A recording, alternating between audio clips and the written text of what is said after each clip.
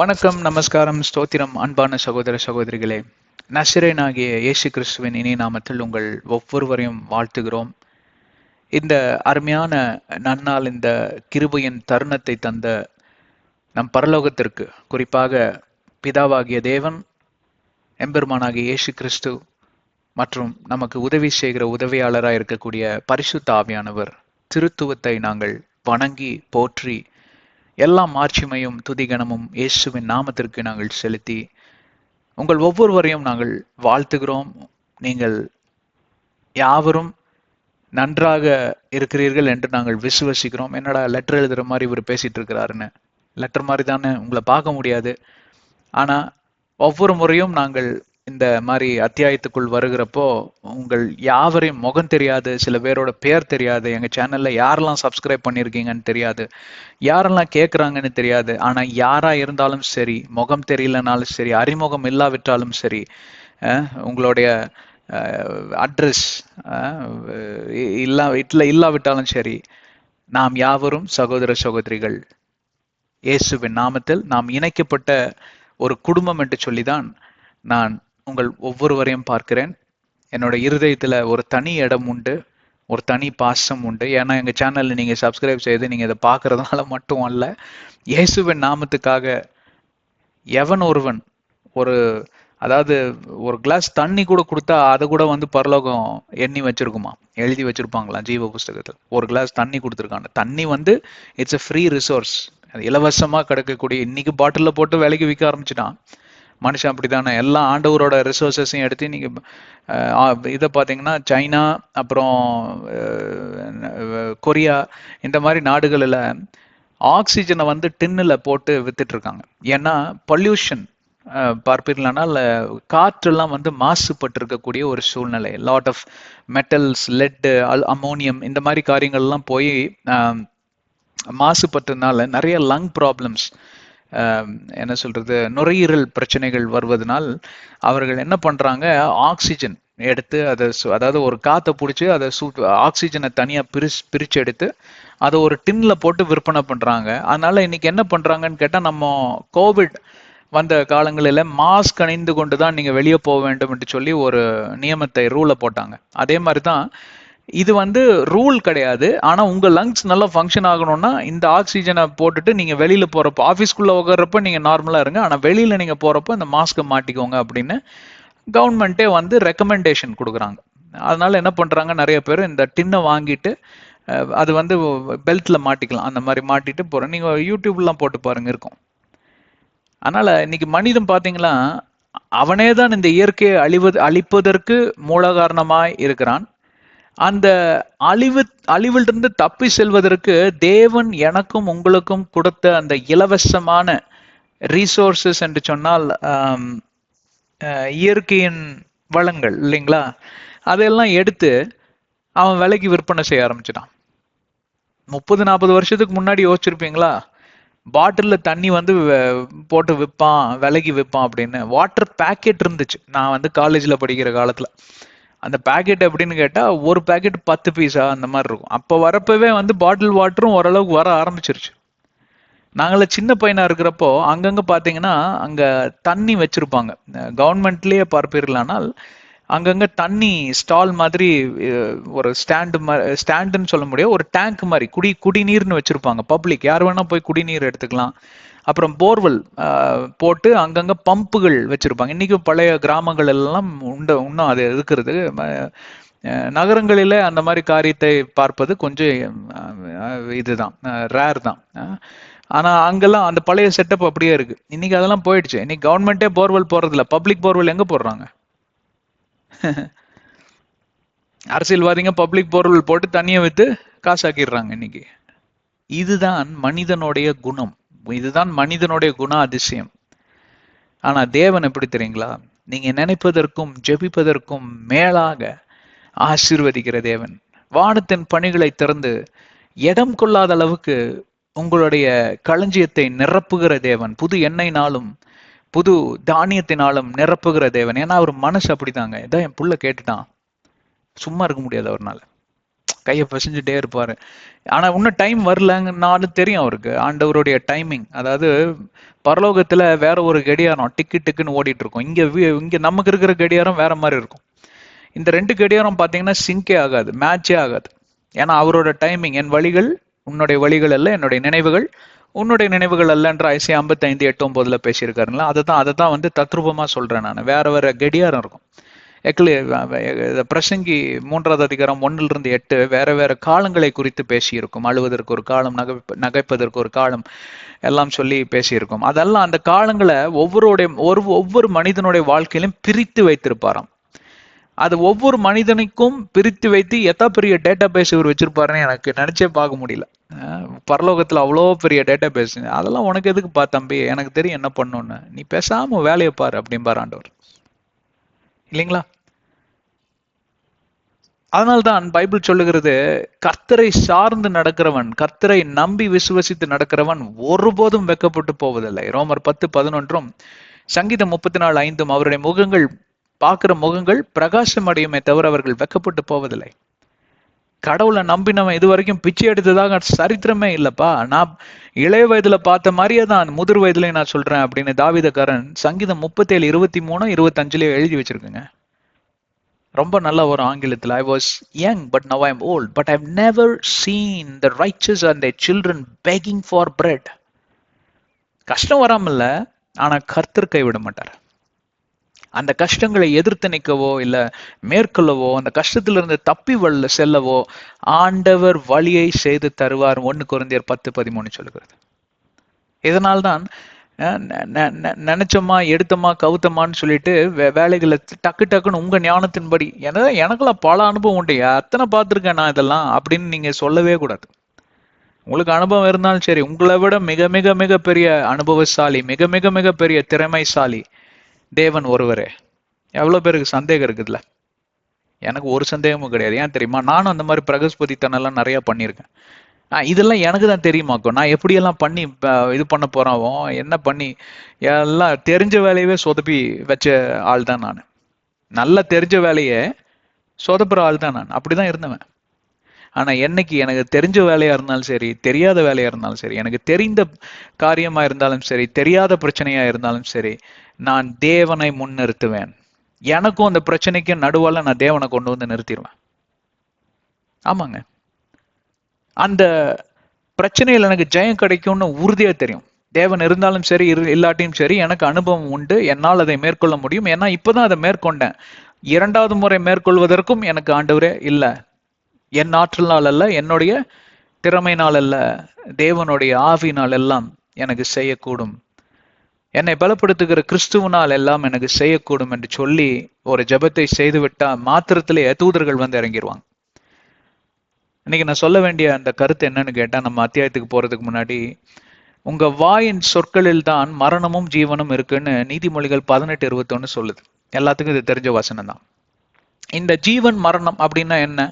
சும்மா அப்படியே எல்லாம் அறிக்கை, அவங்க என்ன படிக்கிறீங்கிறத கொஞ்சம் தத்ரூபமா படிக்க கத்துக்கோங்க. பிக்டோரியலி always visualise things in your mind, therefore it is very easy for you to understand the tense of that scripture. அதாவது என்ன டென்ஸ்ல அதை சொல்லியிருக்காங்க, என்ன பதத்துல சொல்லியிருக்காங்க, என்ன அர்த்தத்துல சொல்லியிருக்காங்க, என்ன நோக்கத்துக்காக சொல்லியிருக்காங்க, என்ன செயல்பாடு, எந்த செயல்பாடுல அதை பிரயோஜனப்படுத்த வேண்டும் என்று சொல்லி எழுதியிருக்கிறது என்று சொல்லி எல்லாம் நீங்க தத்ரூபமா இதை பண்ண கத்துக்கோங்க. அது என்னன்னு கேட்டா, உங்க வாயின் சொற்களில் தான் பரலோகம் அங்க பதிலை தரக்கூடிய ஒரு காரியம். இப்போ உங்க வாயை மூடிக்கிட்டு நீங்க பாட்டுக்கு உங்க இஷ்டத்துக்கு பேசிட்டு போறீங்கன்னு வைங்களேன், அந்த பாஷை பரலோகத்துக்கு புரியாது. பல முறை நான் சொல்லியிருக்கேன் அதை. அதாவது பிதாவாகிய தேவனுக்கு புரிந்த ஒரே ஒரு லாங்குவேஜ், பிபிலிக்கல் லாங்குவேஜ். நீ ஆங்கிலத்துல படிச்சு பேசினாலும் சரி, ஹிந்தியில படிச்சு பேசினாலும் சரி, தமிழ்ல படிச்சு பேசினாலும் சரி, சன்ஸ்கிருதத்துல படிச்சு பேசினாலும் சரி, உங்களுக்கு தெரிஞ்ச மதர் டங்கு கிடையாது. நான் பேசும்போது என் தேவன் கேட்பார், என்னுடைய பாஷை அவருக்கு புரியாது, உங்க பாஷை அவருக்கு புரியாது. அவருக்கு புரிஞ்ச பாஷை பிபிலிக்கல் லாங்குவேஜ்னு ஒரு புது பாஷை இருக்கு தெரியுமா? அது தமிழ்லயும் எழுதலாம், ஜெர்மன்லயும் எழுதலாம், அது வேற, அது தாய்மொழி. தாய்மொழியை பத்தி இங்க நாங்க பேசல. வேதாகமம் மொழி என்று சொல்லி ஒரு மொழி உண்டு. இப்பொழுது எல்லாத்துக்கும் பல் பெரிஞ்சிருக்கும்னு நினைக்கிறேன் தலையில. அந்த வேதாகம மொழி ஒன்றே தேவனுக்கு தெரிந்த மொழி, அவர் அறிந்த மொழி. அந்த மொழியை விட்டு நீர் வேற வேற எந்த மொழியில நீங்க பேசினாலும் அவருடைய காதுல ஒங்கின்னு ஒரு விசில் சவுண்டு தான் வருமே தவிர ஒண்ணுமே கேட்காது. ஒரு தடவை நான் இங்க மட்டும் சொல்லிட்டு உள்ள போயிடுறேன். நிறைய பேருக்கு கதை பிடிக்கும். நான் எனக்கு அப்போ 25 வயசோ 24 வயசோ 3வது ஆண்டு, அதாவது நான் வேலை செய்த ப்ரொஃபஷனல், யங் ப்ரொஃபஷனல், ஃபுல்லா எனர்ஜி, ரொம்ப துருதுருன்னு இருப்பேன். அப்போ அன்னைக்கு லேட் ஆயிடுச்சுன்னு சொல்லிட்டு ஒரு கொலீக், அவர் என் கூட வேலை செய்யறவரு, பைக்ல நான் வந்த பின்னாடி உட்காந்துட்டு இருக்கேன். ஒரு ரயில்வே கிராஸ்ல போய் நிறுத்திட்டோம். உண்மை சம்பவம். அங்க ரயில்வே கிராஸ்ல ஒருத்தன் ஃபுல் தண்ணி அடிச்சிட்டு வந்து நேரா ஒரு பைக் டேங்க் மேல படுத்துக்கிட்டான். எந்த எழுப்பி எழுப்பி பாக்குறோம், எந்திரிக்கவே மாட்டேங்கிறான். அப்புறம் நான் வந்துட்டு, அவரு கீழே கீழே விழுக போறாரு என்னோட ஃப்ரெண்டு. அப்புறம் நான் பின்னாடி இருந்து இறங்கி அந்த அந்த குடிகாரனை வந்து அப்படியே தூக்குனேன். அவன் நினைச்சுக்கிட்டான் நான் அவனை அடிக்க வரேன்னு சொல்லிட்டு பொலீர்னு ஒன்று விட்டான் பாருங்க. என்னோட இதுல செவனின்னு சொல்லுவாங்க இல்லைங்களா, இந்த காதோட சேர்ந்து ஒரு அறை விட்டான் பாருங்க. உயின்னு ஒரு விசில் அடிச்சுது. உண்மை சம்பவம். இது நடந்து ஒரு 20 வருஷம் இருக்கும். இப்ப இருந்து எனக்கு வந்தது பாருங்க. அந்த மாதிரி அறை வாங்கினா கோவம் எங்கிருந்து பொத்துக்கிட்டு வரும்னே தெரியாது. அறை வாங்கினவங்களுக்கு மட்டும் தெரியும். வாதியாரா இருந்தாலும் சரி, அவனை தூக்கி வீசலாம் தான் வரும் ஆத்திரம். முதல்ல தான் வரும். நீங்கெல்லாம் பெரிய செயிண்ட், எனக்கு அப்படிதாங்க வரும். மனுஷனா பிறந்த யாருக்குமே அப்படிதான். அதை ஓங்கி அரைஞ்சு காதோட சேர்ந்து அரைஞ்சா அந்த ஒரு சவுண்ட் வரும் பாத்தீங்களா, that will create lot of chemical reactions in the brains. அவனை ஒரு வழியாக மூடக்கூடாதுன்னு சொல்லிட்டு என்ன பண்ண தெரியுங்களா, அப்ப நல்லா வெல் பில்ட்டா இருப்பேன் நானு, சின்ன வயசு வேற. அப்படியே அவனை அல்லேக்க தூக்கி கொண்டு போய் அந்த ஒரு டிச்சு இருந்தது, டிச்சுக்குள்ள போடல, இந்த ஓரமா அப்படியே தூக்கி அவனை ஒரு வீசி வீசி விட்டு வந்துட்டான். மறக்கவே முடியாது என்னால. ஆனா வீட்டுக்கு போயிட்டு, அப்ப நான் ரசிக்கப்பட்டு 5-6 வருஷம் ஆச்சு. ஆண்டவர் வந்து கிளீனா சொல்றாரு, எப்படி நீ அந்த காரியத்தை செய்யலாம்? இயேசு கிறிஸ்து எவ்வளவு பேர் அரைஞ்சாங்க, மூஞ்சில முகத்துல உமிழ்ந்து காரி துப்புனார்களே, அதெல்லாம் தாடியை பிடுங்கினார்கள் என்றெல்லாம் ஐசியம் 53 எழுதியிருக்கு. தாடி அப்படியே புட்டிச்சு இழுத்தாங்க. தே ரிப்ட் ஆஃப் ஹிஸ் பியர்டுன்னு இருக்கு. என்ன ஆலியா நீ எல்லாம் ஒரு கிறிஸ்தவனா? நீ எல்லாம் அப்படி இப்படின்னு எனக்கு ஆண்டவர் பலாறு அறையிறாரு. என் ஃப்ரெண்டு டிராப் பண்ணிட்டு போயிட்டார். நான் என்ன பண்ண தெரியுமா, அதுக்கப்புறம் பெரிய ஒரு முட்டாள்தனத்தை பண்ணேன். ஆட்டோவை பிடிச்சிட்டு அதே இடத்துக்கு திருப்பி போயிட்டான். அவன் என்ன ஆனான்னு பாக்குறதுக்கு மனசு ஒரு மாதிரி ஆயிடுச்சு எனக்கு. ஐ வெண்ட் ஆல் த வே. ஒரு ஆட்டோ பிடிச்சிட்டு போனேன். போய் பார்த்தா அவனை காணோம். அப்புறம் அக்கம் பக்கத்துல எல்லாம் விசாரிச்சேன். அந்த ரயில்வே ட்ராக் கண்ட்ரோல் பண்ற ஆள் வந்து தெரிஞ்சுக்கிட்டாரு, இந்த பையன் தான் அடிச்சான் அப்படின்னு. என்ன சார் இப்படி அடிச்சு விட்டு போய்? இப்படி நான் அடிக்கவே இல்லைங்க, சும்மா ஓரமா தான் தூக்கி போட்டேன் அப்படின்னு. அதுதாங்க வந்து பார்க்க வந்த, மனசு கேட்கல அப்படின்னோடனே, சின்ன பையனா இருக்கிறீங்க, இந்நேரத்துக்கு தனியா வந்திருக்கீங்க, அவன் 4 பேர் அவனை மாதிரியே கூட்டு வந்தா உங்களை அடி மொத்துன்னு மொத்திடுவாங்க, இடத்த காலி பண்ணுங்க அப்படின்னு துரத்தி விட்டார். இல்ல சார், அவன் எங்க போனார், அந்த ஆளு எங்க போனார், அவரை பார்த்து ஒரு 100-200 கொடுத்துட்டு போலான்னு தான் வந்தேன் அப்படின்னு. ஐயோ சார், நீங்க முதல்ல கிளம்புங்க நீங்க அப்படின்னு சொல்லிட்டு அவன் அப்பவே போயிட்டான். அவன் எங்காவது தண்ணி கடையில திருப்பியும் குடிச்சிட்டு படுத்து கிடப்பான். அவனுக்கெல்லாம் போய் இது பண்றீங்க, போங்க போங்க, இவ்வளவு நல்லவரா இருக்கிறீங்க அப்படி இப்படின்னு இவர் உபதேசம் பண்ணி என்னை துரத்தி விட்டார். ஏன் சொல்றேன்னு கேட்டா, ஒவ்வொரு முறையும் நீங்கள் இந்த கட்டளைகளை மீறுறப்போ இப்படிதான் நீங்க பலார்னு ஆண்டவருடைய கன்னத்துல அத காதோட சேர்ந்து அரைஞ்ச மாதிரி இருக்கும் அவருக்கு. அது ஒரு பக்கமா இருந்தாலும், இன்னொரு பக்கம் நீங்க பாட்டுக்கு உங்க பாஷையில உட்காந்துட்டு கிளம்புலன்னு பேசிக்கிட்டே இருந்தீங்கன்னு வச்சுக்கோங்க, அதுவும் அவருக்கு அப்படிதான் இருக்கும்.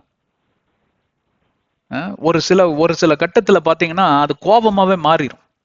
என்னடா இது கூட புரிய மாட்டேங்குது உனக்கு, எனக்கு தான் புரியலன்னு சொல்லிட்டே இருக்கிறான். ஒரு ஜெர்மன் காரங்கிட்ட போய் தமிழ்லயே நீங்க ஐயா அடியேன் இப்படியாக வந்திருக்கிறேன் உங்களுக்கு ஊழியம் செய்யும்படி அப்படின்னா, what man, what are you talking அப்படிமா அவன் ஜெர்மன் பாஷையில அவன் பேசுவான். ஏன்னா அவனுக்கு தெரிஞ்சது ஜெர்மன் ஒன்றுதான் இல்லைங்களா.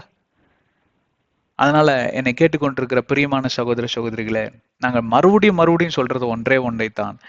ஜெபம் செய்யுங்கள், ஆனால் வேதத்திலிருந்து ஜெபத்தை செய்ய கத்துக்கோங்க. வேதத்தின் அடிப்படையில ஜெபத்தை செய்ய கத்துக்கோங்க. வேதத்தின் வாக்குத்தத்தங்கள், கட்டளைகள், நியாயப்பிரமாணங்கள், நியமங்களை முன்னே வைத்து அதிலிருந்து எழுதியிருக்கிறதே. பிசாசோட கூட ஆண்டவராக இயேசு கிறிஸ்து சோதிக்கப்பட்ட போது அந்த வனாந்தரத்துல அவனும் வேதத்திலிருந்து தான் பேசுறான், இயேசு கிறிஸ்துவும் வேதத்திலிருந்து தான் பேசுறாரு. மத்தேயு 4வது அதிகாரத்தை படிச்சு பாருங்க. எவ்வளவு உதாரணங்க கொடுக்க முடியும். என் ஜபத்துக்கு பதில் வரலையே நெஞ்சிலேயே நீங்க அடிச்சுக்கிட்டாலும் வரப்போறது கிடையாது. ஏன்னா கர்த்தருக்கு கேட்க மாட்டேங்குதுங்க. ஏதோ சைகை காட்டுறான் அப்படின்னு. ஒருத்தருக்கு செவிடா இருக்கிறாரு, பிறப்புல செவிடு, 2 காதும் கேட்காது. அவருக்கு மிஷின் அன்னைக்கு மறந்துட்டு வந்துட்டாருன்னு வைங்களேன், நீங்க செய்யறத ஆக்ஷன் மட்டும்தான் வச்சு அவர் குத்து மதிப்பா ஏதோ பார்க்க முடியும் இல்லைங்களா? அது அப்படிதான் இன்னைக்கு இருக்கு கிறிஸ்தவம். யாரா இருந்தாலும் சரிங்க, கத்தோலிக்கர், சிஎஸ்ஐ, பெந்தகாஸ்ட், எல்லாருமே பார்த்தீங்க. பெந்தகாஸ்ட் அவங்களோட மெத்தட்ஸ், அதாவது அவங்களோட அதாவது புது புது மெத்தடுகளை அவங்க கண்டுபிடிக்கிறாங்க. வேதத்துல அடிப்படை இல்லாம இன்னைக்கு என்னென்னமோ பண்றான். திடீர்னு பார்த்தா தரையில உருண்டு போடலாம், பரிசுத்த ஆவியோட வல்லமை வந்தது, அதனால அடியேன் உருண்டு உருண்டு பிறண்டு நான் ஜெபிப்பேன். எங்க காட்டு பார்க்கலாம் வசனத்துல எங்காவது? உருண்டு பிறண்டு ஜெபிப்பவர்களுடைய ஜெபம் பரலோகத்துக்கு எட்டும், மற்றவர்கள் எல்லாம் வீணா போனவர்கள் எங்காவது எழுதியிருக்கா? நீ என்ன புது கட்டளை இன்ட்ரடியூஸ் பண்றியா? யாருக்கு அதுல தம்பி பூ சுத்துறீங்க? இதெல்லாம் பார்த்துட்டு வந்தான் நான். இப்ப எங்க இருக்கிறீங்கன்னு கேக்குறீங்களா? அது உங்களுக்கு தேவையில்லாத விஷயம், விட்டுருங்க. எங்கேயோ இருக்கிறேன், ஆனா வேதத்தின் அடிப்படையில பேசணும். தம்பி எந்த திருச்சபைக்கு போறீங்க அப்படின்னு கேட்டீங்க. என்னங்க பண்ண போறீங்க? பைபிள் ஒழுங்கா வாசிக்கிறியான்னு கேளுங்க, நான் சொல்றேன். பைபிள்ல இருந்து எந்த திருச்சபைக்கு நீங்க போனா என்ன, போகாம இருக்கக்கூடாது. திருச்சபைக்கு போக வேண்டும். அங்க போய் உங்களுக்கு சகோதரர்களோட ஐக்கியம் இருக்க வேண்டும். உங்களுக்கு தேவைப்பட்டால் மூப்பர்களிடம் நீங்க ஜெப இதை பெற்றுக்கொள்ளுங்கள். எண்ணெய் இது பண்ணி அவங்க உங்களுக்காக ஜெபிப்பது, இதெல்லாம் தேவைதான், இல்லைன்னு சொல்ல. ஒரு ஐக்கியம், ஒரு நல்லது கெட்டதுக்காக திருச்சபை வேணுங்க. பிராக்டிக்கலாவும் பேசுறேங்க, ஓப்பனா பிராக்டிக்கலா பேசுறேன் இல்லைங்களா? திருச்சபை வேணுங்க. நல்லது கெட்டதுக்காக மட்டும் போகாதுங்க. ஒருத்தர் வந்தார், மெம்பர்ஷிப் வாங்குற பாஸ்டர், டென்ஷன் ஆயிட்டார். பழைய காலத்து கதை இது. வந்தோடனே கல்ற கிடைக்குங்களா அப்படின்னாரு. கல்ற கிடைக்குங்க, அங்க நீங்க செத்த பிறகு சொல்லி அமிச்சிங்கன்னா கார்பரேஷன்ல உங்களை தூக்கிட்டு போயிடுவாங்கன்ட்டார் அவர் பாஸ்டர். செம்ம டென்ஷன் ஆயிட்டார். ஏன்பா இதுக்காக நாங்கள் திருச்சபை நடத்திட்டு இருக்கிறோம்? உங்களுக்கு கல்றைக்கும் உங்களுக்கு மேரேஜ் ஆளுக்கும். சரி, அது ஒன்றுக்காக மட்டும் அல்ல, ஆனால் அதுவும் தேவைதான். நடைமுறைக்கு அதுவும் தேவைதான். ஆனா நீங்க அதை ஒண்ணுமே நோக்கமா வச்சு போக கூடாது. திருச்சபைக்கு போவது நல்லது. ஆனா எந்த திருச்சபைக்கு நீங்க போனாலும் வேதாகம் இல்லாத திருச்சபை செத்த திருச்சபை. கர்த்தர் இங்கே வாசம் செய்ய மாட்டார். சரி, எனக்கு நேரம் முடிஞ்சு போச்சு. வாருங்கள் கடந்து செல்லுவோம். ஆதியாகமத்தின் ரகசியங்கள் என்கிற தலைப்புல பல மாதங்களாக, பல வருடங்களாக பல காரியங்களை குறித்து நாம் பேசிக்கொண்டே வருகிறோம். நாம் 3வது அதிகாரத்துக்குள் நாம் கடந்து சென்று இன்றைக்கு முடிவு அடைகிறது, நிறைவுக்கு வருகிறோம். 3வது அதிகாரம், அதாவது இது எத்தனாவது அத்தியாயம் தெரியலுங்க, ஏறக்குறைய 95வது அத்தியாயத்தை என்னமோ தாண்டிட்டோம். எவ்வளவோ செஷன்ஸ் பேசியிருக்கோம். ஆதியாகமம் 1, 2, 3, இது 3ஐயும் கற்றுக்கொண்டவர்கள் முழு வேதாகமத்தை கற்றுக்கொண்டு கொள்வதற்கு பொருளாகும். அதாவது அடிப்படை, the basics of the Bible you would have already learned if you had clearly understood Genesis 1, 2 and 3. ஆங்கிலம் தெரிந்தவர்களுக்கு இது புரிஞ்சிருக்கும்னு நினைக்கிறேன். இந்த 3 அதிகாரத்தை படித்தவர்கள் வேதாகமத்தின் முழு அடிப்படை நியமங்கள், கோட்பாடுகள் மற்றும் போதனைகள், நியாயப்பிரமாணங்கள், கட்டளைகளுக்கு ஒரு நல்ல ஒரு ஸ்டேஜ் செட்டிங் பாங்க, நல்ல ஒரு மேடையை நீங்க அமைச்சிருப்பீங்க. அதுக்கு மேல நீங்க என்ன வேணா பண்ணலாம். இல்ல நல்ல ஒரு அடித்தளத்தை போட்டு அங்க ரெடியா இருக்கும். அதுக்கு மேல வச்சு செவரு வச்சு கட்ட வேண்டியதான், கட்டணம் நிற்கும், இடிஞ்சு விழாது. ஆனா இன்னைக்கு அடிப்படையே தெரியாம டக்குன்னு போய் டேங்க்குள்ள குதிச்சிட வேண்டியது. முழுக்க ஞானஸ்தானம், அடியேன் ஞானஸ்தானம் எடுத்து விட்டேன், பரிசுத்த ஆவியை பெற்று விட்டேன். எப்படிப்பா உனக்கு தெரியும்? செயல்பாடுகள் மூலமாகவே நீயே அறிந்து கொள்வாய் உன்னிடம் பரிசுத்த ஆவியானவர் இருக்கிறாரா இல்லையான்னு சொல்லி. செயல்பாடுகள், the works will prove and justify whether the Holy Spirit is in you or not. இன்னைக்கு அப்படி போயிட்டு இருக்கு. அடித்தளம் முக்கியம், அடிப்படை முக்கியம். ஸோ இன்னைக்கு நிறைவுக்கு கொண்டு வரோம். கொஞ்சம் டைம் எடுத்துட்டேன். ஏன்னு கேட்டா இன்னைக்கு இந்த காரியத்தை சொல்லும்படி ஆண்டவர் உணர்த்தினார். 3வது அதிகாரம், விழுந்து போன மனிதன் எப்படியாக விழுந்து போனான், எதனால் விழுந்து போனான், என்ன காரியத்தை செய்து விழுந்து போனான் என்று சொல்லி எல்லாம் பல விவரங்களை நாம் இங்க பார்க்கும்படி தேவன் உதவி செய்தார் என்று சொல்லி நான் நம்புகிறேன், அளவில்லாமல் நம்புகிறேன். அதற்கு மூல காரணம் என்னவென்று பார்ப்பீர்களானால், மதியினம் என்று சொல்லுகிறார்கள் சில பேர். ரொம்ப முட்டாள்தனமா அந்த வேலை பண்ணிட்டாங்க. சில பேர் அசட்டைத்தனங்கிறாங்க. இது இரண்டுமே உண்மைதான். ஆனா இதை காட்டிலும் அவர்களுடைய எண்ணம் உலகத்தின் காரியத்தை சார்ந்ததாக இருந்ததை தவிர தேவனுடைய காரியத்தை சார்ந்ததாக இல்லாம போய்விட்டது. How do I explain this in a better way? இதை எப்படி நான் இன்னும் நல்ல முறையா சொல்ல முடியும்னு பார்த்தா, அது இப்ப சொன்னதே தான். வேதத்தை விட்டுட்டு வேதத்துக்கு வெளியே என்ன இருக்கு? எது வரைக்கும் அடியேன் போனால் பாவி என்று அவன் அழைக்கப்படாதிருப்பான். இப்படிதான் இன்னைக்கு கேள்வி கேட்கறாங்க. இன்னத்த தலைமுறை இப்படிதான் கேக்குது. எதையெல்லாம் சொன்ன இப்ப நிறைய இடங்களுக்கு போறோம், நிறைய பேரை கேட்கிறோம். குறிப்பா யங்ஸ்டர்ஸ், இள வாலிபர்கள், வாலிப பிள்ளைகளிடம் பேசுறப்போ அவங்க கேட்கிற கேள்வி வந்து நோக்கம், இதெல்லாம் பண்ணுனா தப்பா இல்லையா அப்படின்னு. தப்பா இல்லையான்னு நீங்க வந்து சொல்றப்பே உங்களுக்கு தெரியுது அதுல ஏதோ தப்பு இருக்குன்னு, இல்லையா? இல்லைன்னா நீங்க அந்த கேள்வியை கேட்க மாட்டீங்களா? எனக்கு உறுதியா தெரியுங்க தப்பு. டிவி பார்க்காம இருக்கிறது நல்லது. இந்த டிவில இந்தந்த ப்ரோக்ராம் நான் பாக்குறப்போ உனக்கு தெரியுது இல்ல அங்க ஏதோ ஒண்ணு குளறுபடி இருக்குன்னு, அப்ப என்னத்துக்கு அதை பாக்குற நீ? அப்ப உனக்கு உன் ஆவியில வந்து ஆண்டவர் உணர்த்துறாரு. இன்னைக்கு அப்படிதான் இந்த தலைமுறை இயங்கி கொண்டிருக்கிறது. இதுதான் ஆதாம் ஏவாளோட பிரச்சனையாகவும் இருந்தது. அது உண்மையா இருக்குமோ? கடவுள் சொன்னது பொய்யா இருக்குமோ? பிசாசு ஒருத்தன் வந்து, பிசாசுன்னே தெரியாது, இந்த மிருகம் வந்து என்னை இப்படியாக சொல்லி கொண்டிருக்கிற, what if the animal, what ever the animal set is the truth. இந்த மிருகம் சொன்னது உண்மையா இருந்தால் நான் இழந்து போவேனே, எதுக்காக நான் இழக்கணும்? அப்போ நீ ஆண்டவரை சந்தேகிக்கிறாய், ஆண்டவர் சொன்னதை நீ பின்பெறாமல் போய்விட்டாய். இதுதான் காரணம். த மெயின் ரீசன், அதாவது உண்மையான மூல காரணம் என்னவென்று சொல்லி பார்ப்பில்லைனால் ஒரே வார்த்தையில சொல்லலாம், கவனம் செதறி போயிடுச்சுங்க. டிஸ்ட்ராக்ஷன், ஆங்கிலத்துல ஒண்ணு நல்லா வருது பதம், டிஸ்ட்ராக்ஷன். சில குழந்தைங்க பாருங்க, டீச்சர் பாட்டுக்கு பேசிட்டே இருப்பாங்க, பென்சில் வச்சு விளையாண்டு இருப்பான், ரப்பர் வச்சு உருட்டுவான், முன்னாடி இருக்கிறவனை பின்னூசி வச்சு குத்துவான், முடிய பிடிச்சி இழுப்பான். அவன் மண்டையில ஒண்ணுமே ஏறாது. ஏன்னா அவன் கவனம் இங்க கிடையாது. It is not is priority to learn. அவனை அங்க சும்மா ஸ்கூல்ல, வீட்டுல இருக்க கூடாதுன்னு ஸ்கூலுக்கு அமைச்சிருக்காங்க. தம்பி உக்காந்துட்டு பெஞ்சு சூடு பண்ணிட்டு திருப்பி எந்திரிச்சு போயிடுவார். அவ்வளவுதான், கோழி முட்டை தான். ஆனா அதே நல்லா படிக்கிற குழந்தை பாத்தீங்கன்னா, இடியே விழுந்தாலும் சரி அவன் காதுல விழாது. டீச்சர் சொல்லுங்க டீச்சர், அடுத்தது வெயிட் பண்ணிட்டு இருக்கேன் அப்படிமா, நோட்ஸை ரெடியா வச்சுக்கிட்டு. அவன் பாருங்க வீட்டுக்கு போய் அவன் படிக்க மாட்டான், ஜாலியா விளையாண்டு இருப்பான், நல்லா இருப்பான். ஏன்னா அவன் படிச்சு முடிச்சுட்டான். அவ்வளவுதாங்க. ஸ்கூலுக்கு போறது எதுக்குங்க? படிக்கிறதுக்கு. ஹோம்ஒர்க் கொடுத்தாங்கன்னா அந்த அங்க சொல்லி தந்ததோட ஹோம்ஒர்க்கை டக்கான்னு போனோன்னு எழுதி முடிச்சுட்டு சமத்தா போய் விளையாடுவான், நல்லா சாப்பிடுவான், நிம்மதியா படுத்து தூங்குவான், திருப்பி அங்க ஸ்கூலுக்கு போவான், நல்லா உட்காந்து ஃப்ரண்ட் பெஞ்சில் உட்காந்து நல்லா கவனிப்பான், தெரியாத கேள்விகள்லாம் கேட்டு அறிந்துக்குவான். இப்படி அவங்க வாழல.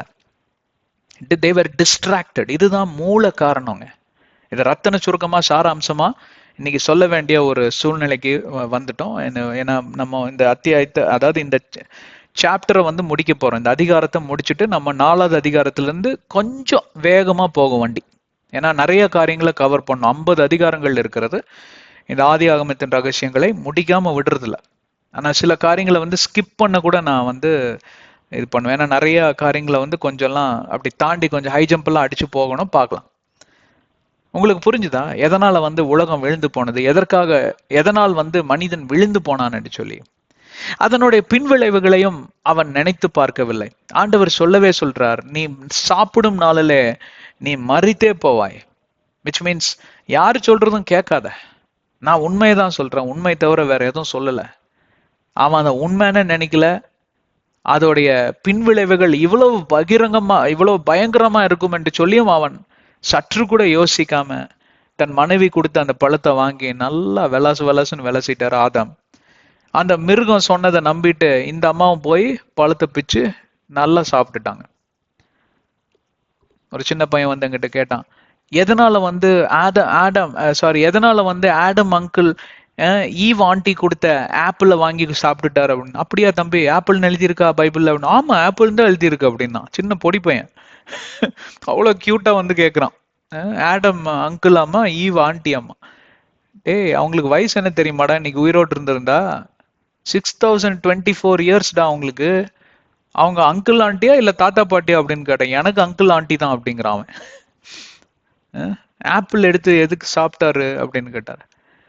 அவருக்கு ஆப்பிள் ரொம்ப பிடிக்கும் போல இருக்கு, அதான் அவங்க ஒய்ஃப் கொடுத்த உடனே வாங்கி டப்புக்குன்னு சாப்பிட்டேன். சரி, அப்போ அந்த ஆண்டி ஏன் சாப்பிட்டா? ஆண்டிக்கு ஆப்பிள் பிடிக்கும் போல் இருக்கு அப்படின்னா. உங்ககிட்ட சொன்னாங்களா? நான் உனக்கு, நாங்க மேல போயிட்டு நான் கேட்டு வந்து உனக்கு சொல்றேன் அப்படின்னு சொல்லி அவனை கட் பண்ணி விட்டேன். நான் உனக்கு சொன்னாலும் புரியாது. ஆனா அவன் கேட்ட கேள்வி ஒரு முக்கியமான கேள்வி. அந்த கேள்வி ஒவ்வொருவரும் உங்களோட உள்ளத்துல கேட்க வேணும். ஆண்டவருக்கு பிரியமில்லாத காரியத்தை நீங்க எதுக்காக போய் தொட்டீங்க? எதுக்காக நீங்க செஞ்சீங்க? எதற்காக அதுல நீங்க போய் கலந்து கொண்டீங்க? எதற்காக அந்த ஆண்டவருக்கு விரோதமா செய்யக்கூடிய மனிதர்களிடம் ஐக்கியம் வைத்துக் கொண்டீங்க? இந்த உலகத்தோட கலந்து இந்த உலகத்தின் காரியங்களை செய்கிறவர்களோட நீங்கள் ஐக்கியம் வைத்தால் தேவனை விரோதி என்று சொல்லுகிறீர்கள். தேவனும் உங்களை விரோதி என்று தான் விரோதியாக தான் பார்ப்பார். பைபிள் இருக்கு, புதிய ஏற்பாடுல. அதுதான் அதற்கு பொருள். இந்த கோட்பாடுகள் எல்லாம் சரியா கடைபிடிக்காம இன்னைக்கு பார்ப்பீர்களானால் பெரிய பெரிய குற்றப்பத்திரிகைகளை வைத்து நாம் ஆண்டவரை தூஷணப்படுத்துறோம், ஆண்டவர் மேல கோவப்படுறோம். ஆண்டவர் சொல்ற கண் இல்லையா அவருக்கு, காது இல்லையா அவருக்கு, ஆண்டவனுக்கு காது இருக்கா, இப்படியெல்லாம் சொல்லி பேசுறவங்க இருக்காங்க. நீங்க சரியா கடைபிடிக்காம இன்னைக்கு ஆண்டவரிடம் போய் இந்த மாதிரி குற்றம் கூறினீங்கன்னா நீங்க விழுந்து போனதுக்கு நீங்க தாங்க காரணம். நீ விழுந்து போவாய், இதெல்லாம் செய்யும் நாளில் நீ மரித்து போவாய் என்று சொன்ன அந்த கோட்பாடுகளை எல்லாம் நீங்க பின்பெறாம நான் விழுந்து போயிட்டேனே, ஐயோ ஆண்டவர் நான் கை விட்டுட்டாரு அப்படின்னா நீங்க கடவுள் கூட இல்லைங்க. நீங்க கடவுளோட கையை விட்டுட்டு நீங்க உங்க திசையில நீங்க போய் ரொம்ப நாள் ஆச்சு. திரும்பி பாக்குற திசையெல்லாம் கடவுள் கிடையாது. ஏன்னா நீங்க ரொம்ப தூரமா போயிட்டீங்க. ஆரம்ப காலத்துல பார்ப்பீர்களானால் சற்று தூரம் போனே நான் திரும்பி பார்ப்பேன், கடவுள் கொஞ்சம் தூரத்துல இருக்கிற மாதிரி இருக்கும். உடனே நான் திருப்பி ஓடி வந்துருவேன் அவர்கிட்ட. ஏன்னா எனக்கு ஆவில நான் உணர்வேன், இல்ல இது அவருக்கு பிரியமில்லாத காரியம். கர்த்தரோட இணைந்து நடக்கிறப்போ அந்த ஆவிக்குரிய அனுபவம் உங்களுக்கு அது எண்ணில் அடங்காத ஒரு அனுபவம். அது சொல்ல வர்ணிக்க முடியாத ஒரு அனுபவம். தெளிவா உங்களுக்கு குத்தி காட்டுவார், இல்லப்பா நீ செய்யறது தப்புப்பா, எனக்கு பிரியமில்லாத காரியம் பண்ண உடனே ஓடி போய் அவர் கையை பிடிச்சிக்குவேன். நான் சாரி உங்க கையை விட்டுட்டு இவ்வளவு தூரம் போயிட்டேன்னே எனக்கு தெரியல அப்படின்னா. ஏன்னா சோதனையோட அதாவது பின்விளைவு அதுதான். இந்த சோதனை எப்படின்னு கேட்டா உங்களை தெரியாமலே இழுத்துட்டு போயிடும். ஒருவேளை நம்ம ஏவாள் பாட்டிக்கு சொல்லியிருந்தா அவங்க என்ன அப்படி செய்ய போறாங்களா? கிடையவே கிடையாது. ஏன்னா சோதனையோட எப்படி சொல்றதுன்னு கேட்டா சோதனை சோதனைன்னு தெரிஞ்சு போய் அவனும் விழுறது கிடையாது, தெரியாம போய் விழுறவன் தான். இப்போ எக்ஸாம்பிள் பாத்தீங்கன்னா இந்த ஜெயில போய் இருக்கிறவங்க முக்கால்வாசி பேர் இந்த நம்ம சாராயம் குடிச்சிட்டு தான் அந்த கிரிமினல் வேலையெல்லாம் பண்ணிட்டு உள்ள போவாங்க. அவங்ககிட்ட போய் கேட்டு பாருங்க, ஐயா நான் என்ன பண்ணேன்னு எனக்கு ஞாபகம் இல்லைங்க அப்படின்னு. ஏன்னா அந்த மதுபானம் பண்ண வேலைங்க அப்படிமா வாழ்நாள் ஃபுல்லா ஜெயில சாவறான் டெய்லியும். அதே மாதிரிதாங்க ஒரு போதையை, ஒரு மமதையை, ஒரு விதமான ஒரு என்ன சொல்றது ஒரு மந்தாரமான ஒரு நிலையில உங்களை கொண்டு போகக்கூடிய காரியம்தான் இந்த சோதனை. அந்த சோதனை எந்த ரூபத்தில் வேணாலும் வரலாம். பழக்க வழக்கத்தின் ரூபத்தில் வரலாம், மனிதர்களுடைய ரூபத்தில் வரலாம், புதிய புதிய ஐக்கியங்கள், ரிலேஷன்ஷிப்ஸ், புது நண்பர்கள் என்று சொல்லியோ இல்ல மனிதர்களையோ சந்திக்கிறப்ப அவன் யாருன்னு அலாசி ஆராயணும். சும்மா உடனே எடுத்ததுமே பிரதர் சிஸ்டர்னு கட்டி பிடிச்ச மூத்தெல்லாம் கொடுக்காதீங்க. சரியா அவங்கள நீங்க சர்ச்சில் இருக்கக்கூடிய விசுவாசிகளை பத்தி தான் பேசிட்டு இருக்கோம். உலகத்தானா இருந்தான்னா அவன் கிட்ட போய் கை கொடுக்கறதுக்கே நீங்க ரொம்ப நாள் டைம் எடுத்துதான் நீங்க நல்லா ஸ்டடி பண்ணி தான் போகணும். அந்த மாதிரி ஒரு ஐக்கியம் எனக்கு தேவையான். அதுக்கு நான் அவனை எதிரியா நீங்க பார்க்க கூடாது. அவருக்கு யாரும் எதிரி கிடையாது, நமக்கு எல்லாருமே கர்த்தருடைய பிள்ளைகள். ஆனா அவங்களுடைய பழக்க வழக்கங்கள் உங்களுக்குள் நுழையாதபடி உங்களை நீங்க பாதுகாக்க வேண்டிய சூழ்நிலையில இருக்கிறோம். நீங்களும் இருக்கீங்க. இப்படியெல்லாம் நடக்காம இருந்திருந்தா இந்த மாதிரி நம்ம இருக்க வேண்டிய அவசியம் இல்லை. இதுதான் இந்த 3வது அதிகாரத்தின் ரத்தன சுருக்கம் என்று சொல்லுவேன். அதற்கு பின்விளைவுகளை ஆதாமும் சந்தித்தார், ஏவாளும் சந்தித்தாங்க, பிசாசும் சந்தித்தான். ஏன் இந்த பூமியை சபிக்கப்பட்ட பூமியாய் மாறி இந்த பூமியும் சந்தித்து கொண்டிருக்கக்கூடிய காரியத்தை நீங்க பார்க்கிறீங்க. இந்நாள் வரை மட்டும் நீங்க அதை பார்த்து கொண்டுதான் இருக்கிறீர்கள். சபிக்கப்பட்ட பூமி. ஏதாவது ஒரு நல்ல விஷயம் நடக்குதா? சுத்தி தான் பாருங்களேன். ஒரு நல்ல விஷயம் அங்கேயும் நடக்கும். அதை கீழ்படுத்துற மாதிரி ஒரு 300 கட்ட விஷயம் நடக்கும். அப்ப என்ன ஆகும்? என்னப்பா நீ அந்த ஒரு நல்ல விஷயத்தை பத்தி பேசிட்டு இருக்கிற, இங்க பாருப்பா அங்க பாருப்பா, வெட்டிக்கிட்டானுங்க, குத்திக்கிட்டானுங்க, இப்படி ஆச்சு அப்படி ஆச்சுன்னு சொல்றதுல அந்த ஒரு நல்ல விஷயம் பக்கமே கண்ணு திரும்பாது. அந்த மாதிரி இன்னைக்கு உலகம் இயங்கி கொண்டிருப்பது உண்மைதான், இயல்புதான், இல்லைங்களா? இது ஒரு யதார்த்தமான உண்மை. ஓகே, 24வது வசனத்தை பார்த்து நாம் முடித்து விடுவோம். 24 தான் கடைசி வசனம், 3வது அதிகாரம். 23வது வசனத்தை சென்ற அத்தியாயத்தில் பார்த்தோம். Therefore the Lord God sent him out of the garden of Eden to till the ground from which he was taken. இப்பப்போ வெளியில போ, வீட்டை விட்டு வெளியில போடான்னு துரத்தி விட்டுடாரு. இப்பப்போ உனக்கு தெரியும் கஷ்டம்னு என்னன்னு. இது அவனை பழி வாங்குற எண்ணத்தோட ஆண்டவர் செய்திருக்க வாய்ப்பே கிடையாது. ஏன்னா அவர் மனதுருகும் தேவன். மனதுருகும் தெய்வமே ஏசையா, உம்மை மனதார துதிப்பேன் ஸ்தோத்தரிப்பேன். மனதுருகும் தெய்வமே ஏசையா, உம்மை மனதார துதிப்பேன் ஸ்தோத்தரிப்பேன். நீர் நல்லவர், சர்வ வல்லவர், நீர் நல்லவர், சர்வ வல்லவர். இரக்கத்திற்கு அளவே இல்ல, அன்புக்கு அளவே இல்ல. அவை காலை தோறும் புதிதாயிருக்கும், அவை மாலை தோறும் புதிதாயிருக்கும். மனதுருகும் தெய்வமே ஏசையா, உண்மை மனதார துதிப்பேன் ஸ்தோத்தரிப்பேன். அருமையான பாடல். அவ்வளவுதான். அந்த பாடலே வர்ணித்து விட்டது அல்லவா தேவனுடைய இருதயம் எவ்வாறு இருக்கிறது, எவ்வாறு இயங்கிக் கொண்டிருக்கிறது. மனிதனை அவர் மேல இருந்து கீழே பாக்குறப்போ அவருடைய மனசுல எப்படி இருக்கும்? ஒரு இழகுன மனசுங்க ஆண்டவருக்கு. ஆனா அந்த மனசையே கடின மனதாய் மாற்றி வீட்டை விட்டு வெளியே போடா அப்படின்ட்டார். எந்த அளவுக்கு அவரை உடைச்சிருப்பாங்க யோசிச்சு பாருங்க. அதுதான் நடந்தது. சென்ற அத்தியாயத்தில் நாம் பார்த்தோம். 24வது வசனமும் அதோட தொடர்ச்சியா வரக்கூடிய ஒரு வசனம் தான். அதை தனியா பிரித்து பார்க்க வேண்டிய அவசியம் இல்லை. மிஞ்சி இருக்கக்கூடிய சில நிமிடங்கள்ல அதை ரத்தன சுருக்கமா பார்த்து முடிச்சிடலாம். இனிமேல் 3வது அதிகாரத்தை அலாசி ஆராய்வதற்கு ஒன்றுமே இல்லை. ஏறத்தாழ இதுல மட்டும் ஒரு 25 செஷன்ஸ் எடுத்திருக்கோம். 3வது அதிகாரத்துல மட்டும் 25 மணி நேரம் பேசியிருக்கோம். அப்போ இது நல்லா அலாசியாச்சு. பட் முடிக்கலாம். எப்படி முடிக்கணும்னு பார்க்கலாம். So he drove out the man and he placed cherubim at the east of the Garden of Eden and a flaming sword which turned every way to God the way to the tree of life. இது என்ன சொல்லுதுன்னு கேட்டா, செருபம் அப்படின்னா அங்கே தூதர்களுக்கு கட்டளை இட்டு அந்த இடத்துல செருபம் செரஃபிம் 2 பேர் இருக்காங்க இல்லைங்களா? சேராபீன் கேருபீன். இங்க கேருபீன் சேருபீன் 2 பேரையும் அங்க காவலுக்கு வைக்கிறதாக பொருள். அதாவது தூதர்களுக்கு கட்டளையிட்டு அந்த இடத்த அங்க என்ன சொல்றாருன்னு கேட்டா, அங்க அந்த ஒரு காவலுக்குள்ள அங்க உட்படுத்துறாரு. ஏன்னு கேட்டா அது தேவன் வாழ்ந்த இடம். இன்றைக்கு அந்த இடத்திற்கு பேர் சயான் பள்ளத்தாக்கு, த வேலி ஆஃப் ஜயான் என்று சொல்வார்கள். அந்த இடத்துல ஒரு புல்லு பூண்டு கூட முளைக்காது.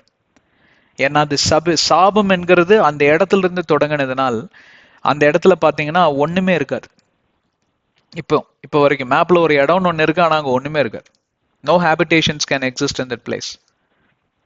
அப்ப அங்கிருந்து ஏதேன் தோட்டம் எங்க போச்சு? அதெல்லாம் ஏற்கனவே உங்களுக்கு நான் விளக்கிட்டேன். அதுதான் 3ஆம் வானம் என்று சொல்லக்கூடிய பரதேஸ். இதெல்லாம் ஏற்கனவே நம்ம பேசி முடிச்ச சப்ஜெக்ட். ஆனால் அந்த இடத்துல ஜீவ விருட்சம் இருந்துச்சுங்களாமா. அந்த ஜீவ விருட்சத்தை அவன் தொட்டு சாப்பிடக்கூடாது. அதாவது என் வீட்டுக்குள் நுழைந்து என் அறைக்குள் நுழைய, நான் சாப்பிடுகிற அந்த மேஜையில நீயும் ஒருவனா உட்காந்து, என் குடும்பத்தில் ஒருவனா உட்காந்து சாப்பிடுவதற்கு உனக்கு உரிமை இல்லை. அந்த உரிமை நீ இழந்து விட்டாய். நான் உனக்கு அப்பனும் இல்லை, நீ எனக்கு புள்ளை இல்லைன்ட்டார். என்ன மாதிரி ஸ்டேட்மெண்ட் தெரியுங்களா அது? இப்போ வரைக்கும் பார்ப்பீர்களானால் ஆதியாகமம் 3:24 செயல்பட்டு கொண்டுதான் இருக்கிறது. எப்பொழுதெல்லாம் நீங்க தேவனுடைய கட்டளை விட்டு அவருடைய நியாயப்பிரமாணங்களை விட்டு நீங்க தூர செல்லுகிறீர்களோ அப்பொழுதெல்லாம் இந்த 3:24 தான் உங்களுடைய ஞாபகத்திற்கு வர வேண்டும். எனக்கும் தேவனுக்கும் எந்த ஐக்கியமும் இல்லை. வீட்டை விட்டு வெளியே போயாச்சு. நானே வெளில போயிட்டேன். இப்ப அவர் போன்னு சொல்ல, அவர் வீட்டுக்குள்ளதான் இருக்கிறாரு. இங்க ஒரு வேடிக்கையான காரியத்தை பார்ப்பீர்களானா வீட்டுக்குள்ள அவர் இருக்கதான் செய்யறாரு. இன்ன வரைக்கும் அவர் பரலோக ஸ்தலத்துல இருக்கிறார். நீங்க தான் அந்த வீட்டை விட்டு வெளியில போயிட்டீங்க. அதுதான் புதிய ஏற்பாடு. அதாவது உங்க உடலே தேவாலயமாய் மாற்றப்பட்டு அந்த தேவாலயத்துக்குள் வாசம் செய்கிற தேவனாய் அவர் அமர்ந்திருந்து ஒவ்வொரு நாளிலும், தம்பி உன்னோட பிரச்சனை என்னப்பா, மகளே உன் பிரச்சனை என்ன, உன்னோட இணைந்து வேலை செய்யதான் நான் பரிசுத்த ஆவியானவராய் ஒரு நபராய் உன்னோடு கூட உதவி செய்யக்கூடிய நண்பனாய் நான் இயங்கி கொண்டிருக்கிறேனே. நான் கண்ணுக்கே தெரியலையாப்பா உனக்கு? ஏன்பா இந்த மாதிரி காரியங்கள்லாம் பண்ணிட்டே இருக்கிற? ஏன் என்னை விட்டு தூர போற? ஏன் என்னை நிராகரிக்கிற? ஏன் என்னை அவமானப்படுத்துற? ஏன் என்னை வேதனைப்படுத்துற? எபேசியர் 4:30 பார்ப்பீர்களானால், தேவனுடைய ஆவியை துக்கப்படுத்தாதிருங்கள் என்று சொல்லி கட்டளையே கொடுத்திருக்கிறது. எவன் ஒருவன் தேவனுடைய ஆவியை துக்கிக்கிறானோ அவனுடைய பாவம் மன்னிக்கப்படாது என்று சொல்லி மார்க் 3:21-22 என்று சொல்லி நினைக்கிறேன், அதுல இருக்கு. இயேசு கிறிஸ்து சொன்னார், எனக்கு எதிராக நீங்க என்ன வேணா தூஷண வார்த்தைகளை பேசிக்கோங்க, எப்படி வேணா நான் அவமானப்படுத்திக்கோங்க, எப்படி வேணா நீங்க என்ன வேணா சொல்லிக்கோங்க, ஒன்றும் பிரச்சனை இல்லை. ஆனா ஆவியானவர், பிதா அனுப்பின ஆவியானவரை குறித்து நீங்கள் பேசுவீர்களான அந்த பாவம் மன்னிக்கப்படாது என்று சொல்கிறார். இன்றைக்கு அதுதான் புதிய ஏற்பாடின் கட்டளை. இன்னைக்கு அதுதான் புதிய ஏற்பாடின் நடைமுறை. ஆனால் நாம் யாவரும் என்ன செய்து கொண்டிருக்கிறோம்?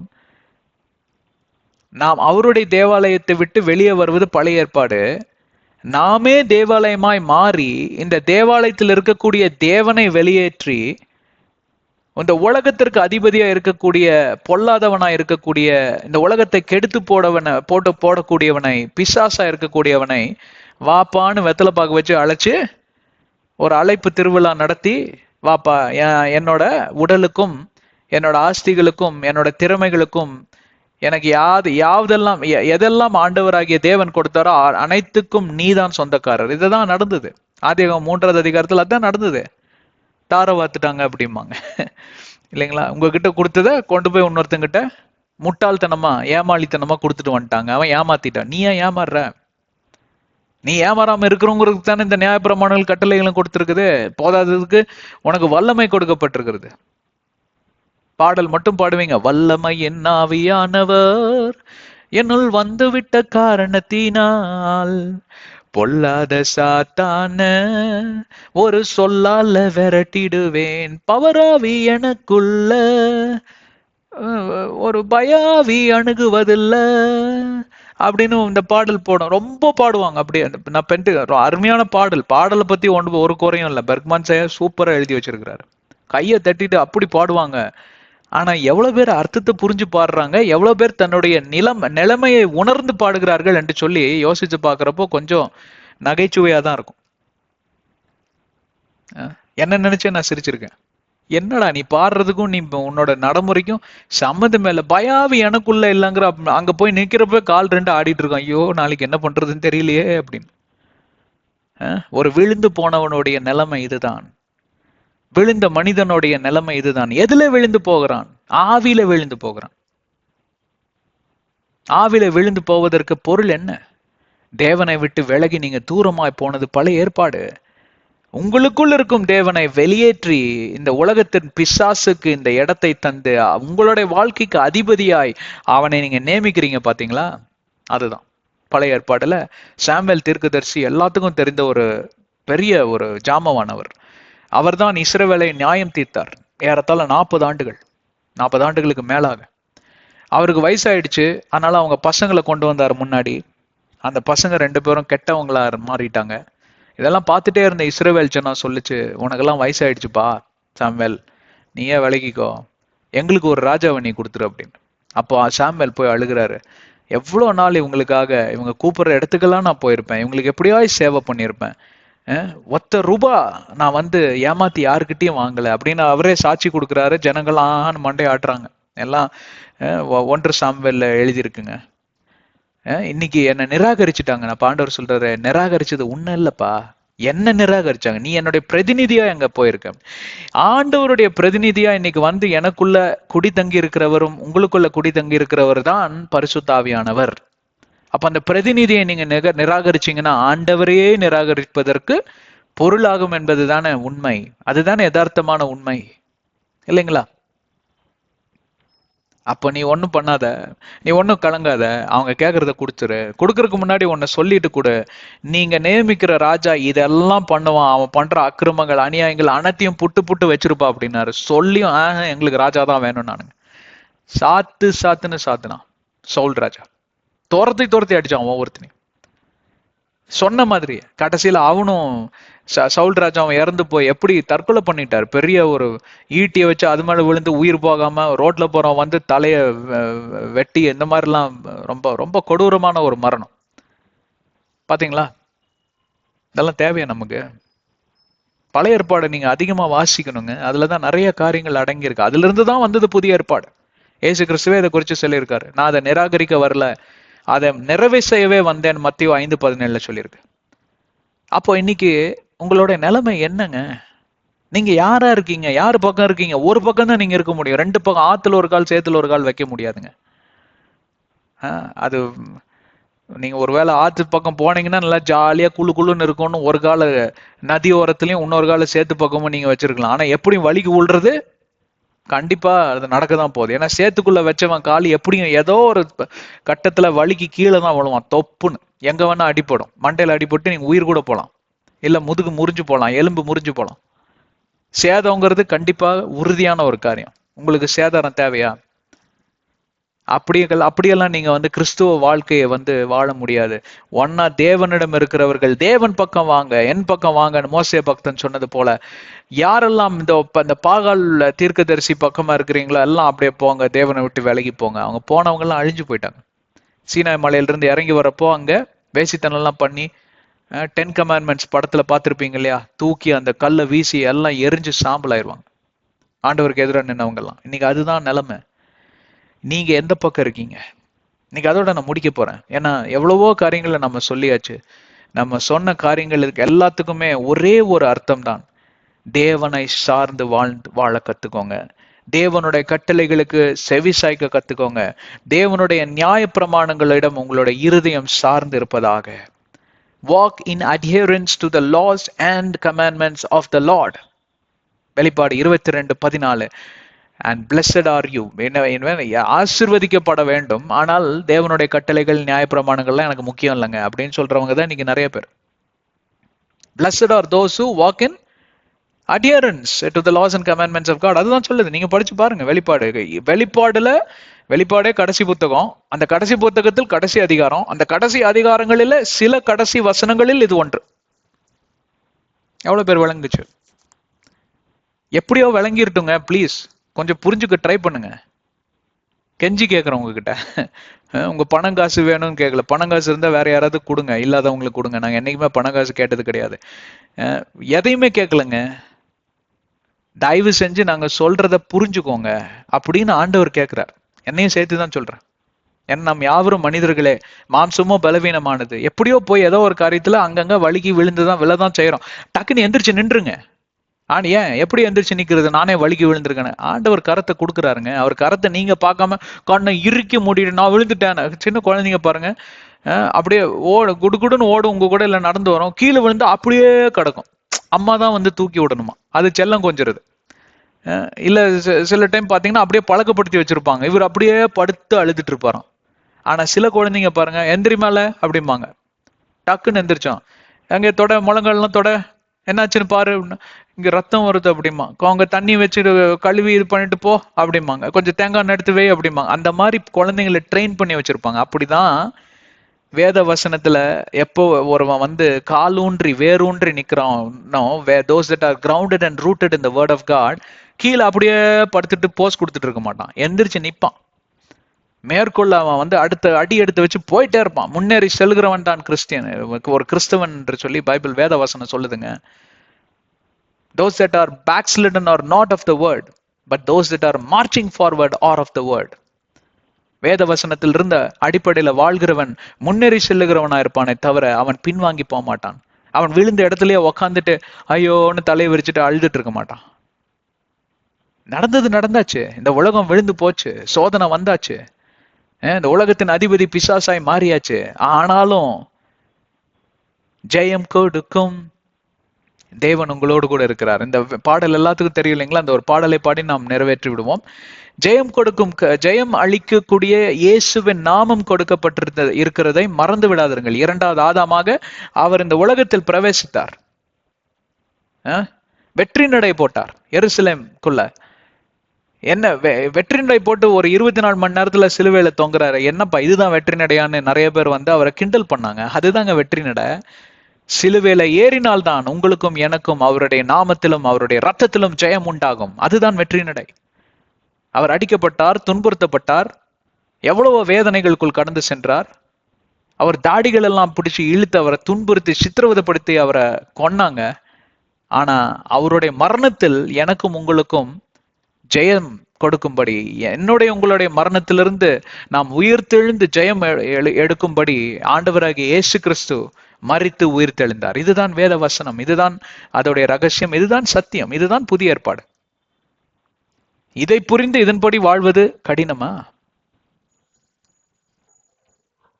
எப்பொழுதுமே ஜெயம் கொடுக்கக்கூடிய கிறிஸ்துவை சார்ந்து வாழ கத்துக்கோங்க. இந்த 2 வசனத்தை, இந்த 2 சரணத்தை மட்டும் நான் பாடிட்டு நம்ம இந்த 3வது அத்தியாயத்தை ஜெபத்தோட முடித்து விடலாம்.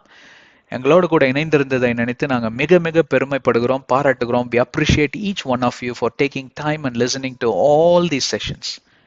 கர்த்தர் உங்களை அபரீத ஆசீர்வாதங்களால நிரப்புவாராக. ஜெயம் கொடுக்கும் இயேசுவுக்கு கோடி கோடி ஸ்தோத்திரம். வாழ்வழிக்கும் இயேசு ராஜாவுக்கு வாழ்நாளெல்லாம் ஸ்தோத்திரம். ஜெயம் கொடுக்கும் இயேசுவுக்கு கோடி கோடி ஸ்தோத்திரம். வாழ்வழிக்கும் இயேசு ராஜாவுக்கு வாழ்நாளெல்லாம் ஸ்தோத்திரம். ஹல்லேலூயா ஹல்லேலூயா பாடுவேன் ஆனந்த துனியால் உயர்த்துவேன். ஹல்லேலூயா ஹல்லேலூயா பாடுவேன் ஆனந்த துனியால் உயர்த்துவேன். நீதியின் கரத்தினால் தாங்கியே நடத்துவார். நீதியின் கரத்தினால் தாங்கியே நடத்துவார். கர்த்தரே என் பலன், எதற்குமே பயப்படேன். இயேசுவே என் பலன், நான் எதற்குமே அஞ்சிடேன். ஜெயம் கொடுக்கும் இயேசுவுக்கு கோடி கோடி ஸ்தோத்திரம். ஹல்லேலூயா. வாழ்வழிக்கும் இயேசு ராஜாவுக்கு வாழ்நாளெல்லாம் ஸ்தோத்திரம். வாழ்நாளெல்லாம் ஸ்தோத்திரம். ஆண்டவர் உங்களை ஆசீர்வதிக்கட்டும். என் கண்களை மூடி சிரங்களை தாழ்த்தி நாம் ஜெபம் செய்து இந்த அத்தியாயத்தை, அதாவது இந்த அதிகாரத்தை நாம் நிறைவு ஜெபத்தோடு கூட முடித்து விடலாம். அன்பின் பிதாவே, உம்மை ஸ்தோத்திரிக்கிறோம், உம்மை ஆராதிக்கிறோம், உம்மை மகிமைப்படுத்துகிறோம். ஆண்டவரே, இந்த 3 அதிகாரங்களையும் நாங்க மிக துல்லியமாக எங்களுக்கு சொல்லி தந்து ரகசியங்களை வெளிப்படுத்தி பல காரியங்களை ஆண்டவரே நாங்கள் கற்றுக்கொள்ளும்படி எங்களுக்கு உதவி செய்திருக்கிறீர். பரிசுத்த ஆவியானவரே, உம்முடைய மகா இரக்கத்துக்காய் கோடி கோடி ஸ்தோத்திரம். நாங்க கற்றுக்கொண்ட இந்த பாடங்களை ஆண்டவரே எங்கள் வாழ்க்கையில செயல்படுத்த, நடைமுறைப்படுத்த உம்முடைய வலகரத்தினால் எங்களை தாங்கி வழிநடத்துவீரா. ஆண்டவரே, இந்த விண்ணப்பத்தை எனக்காக மட்டுமல்ல, என்னை கேட்டுக்கொண்டிருக்கிற அன்பு சகோதர சகோதரிகள், அன்பு பிள்ளைகளுக்காக நான் ஜெபிக்கிறேன் அப்பா. வலக்கரம் கொண்டு எங்களை தாங்கி வழி நடத்தும் ஆண்டவரே. ஆசியா 41:13 இப்படிதான் சொல்லுகிறது. உதவி செய்யும், வழி நடத்தும். இந்த விழுந்து போன உலகத்தில் நாங்கள் இயேசுவின் நாமத்தில் ஜெயத்தோட வாழ, ஜெயத்தோட முன்னேறி செல்ல எங்களுக்கு உதவி செய்வீரா. இயேசுவின் நாமத்தில் ஜெபிக்கிறோம் ஜீவனுள்ள பிதாவே. ஆமேன் ஆமேன். கர்த்தர் உங்களை ஆசீர்வதிக்கட்டும். எங்களோட இணைந்திருந்ததுக்காய் நன்றி. சப்ஸ்கிரைப் செய்யாவிட்டால் செய்யுங்கள். ஏன்னா தொடர்ந்து உங்களுக்கு டங்குன்னு ஒரு மணி அடிச்சுட்டே இருக்கும், புது வீடியோ வந்திருக்குன்னு. நான் கொஞ்சம் எனக்கு எர்கனாமிக் ப்ராப்ளம் ஆயிடுச்சு. எர்கனாமிக்னா கொஞ்சம் கம்ப்யூட்டர்ல உட்காந்து கொஞ்சம் முதுகெல்லாம் வலிக்க ஆரம்பிச்சிச்சு. அப்போ ஒரு பிசியோதெரபிஸ்ட் கிட்ட போய் நான் வேலை செய்யறப்போ, அவர் வேற மதத்தை சேர்ந்தவர். அவருன்னு சொல்ல, என்னங்க டெய்லியும் ஒரு வீடியோவை ரிலீஸ் பண்ணிட்டே இருப்பீங்களா அப்படின்னு. அவரு கூட அதை நோட் பண்ணி பாக்குறாரு. கொஞ்சம் சந்தோஷமா இருந்தது, சரி எல்லாரும் பாக்குறாங்க போல அப்படின்னு. அந்த மாதிரி ஏன்னு கேட்டா அவர் சப்ஸ்கிரைப் பண்ணியிருக்காரு. அவருக்கு நோட்டிபிகேஷன் வருது. நீங்க எல்லாத்தையும் கேட்கணும்னு சொல்லுங்க, ஆனா தலைப்பை பார்த்து அட்லீஸ்ட் உங்களுக்கு தேவையான காரியத்தை நீங்க விட்டுறக்கூடாது இல்லையா. நீங்க ஒன்லி பெனிஃபிட், உங்களுக்கு நல்லதுதான் சொல்லித்தரோம், தீமையான காரியத்தை ஒன்றும் சொல்லலையே இங்க. அப்ப தெரிஞ்சவங்களுக்கு எல்லாம் ஷேர் பண்ணுங்க, கேட்டுட்டு ஷேர் பண்ணுங்க, நோ ப்ராப்ளம். கேட்காமலேயும் ஷேர் பண்ணுங்க, எங்க மேல நம்பிக்கை இருந்தா ஷேர் பண்ணுங்க. நாங்க சொல்லல, என்னைக்குமே அதை சொல்ல மாட்டோம். நீங்க கண்ணை மூடிட்டு நீங்க நம்ப வேண்டாம். நீங்க கேட்டுட்டு உங்களுக்கு பிடித்திருந்தால் கண்டிப்பாக ஷேர் பண்ணுங்க, அவங்க ஸ்டேட்டஸ்ல போடுங்க. எல்லாத்தையும் வழி நடத்துங்க கிறிஸ்துவுக்குள்ள. இது ஒரு நல்ல ஒரு தருணம். அப்புறம் வேத வசனத்தை அதிகமா வாசிங்க, தேவனோடு கூட அதிகமா சம்பாஷிங்க. அப்புறம் அதாவது எல்லா கிறிஸ்துவர்களுக்காக ஜெபம் பண்ணுங்க, உலகத்தின் ரட்சிப்புக்காக ஜெபம் பண்ணுங்க. உங்களுக்கு ஜெப தேவைகள் இருந்தால் தேவனிடம் கடந்து சென்று இயேசுவின் நாமத்தில் உங்கள் விண்ணப்பங்களை சொல்லும் மாத்திரத்தில் தேவன் அதை விசாரித்து உங்களுக்கு எது சரியோ சரியான நேரத்துல செய்து முடிக்கக்கூடிய நல்ல மனம் படைத்தவர், இரக்கம் சுபாவம் உடையவர். ஆண்டவர் உங்களை ஆசீர்வதிக்கட்டும். மறுபடியும் எங்களோட இணைந்திருந்ததுக்காய் நன்றி. அடுத்த அத்தியாயத்தில் நாம் நுழைகிறப்போ 4வது அதிகாரத்துக்குள் வெற்றி நடை போட்டு நாம் தொடர்ந்து முன்னேறி செல்வோம். ஆண்டவர் உங்களை ஆசீர்வதிக்கட்டும்.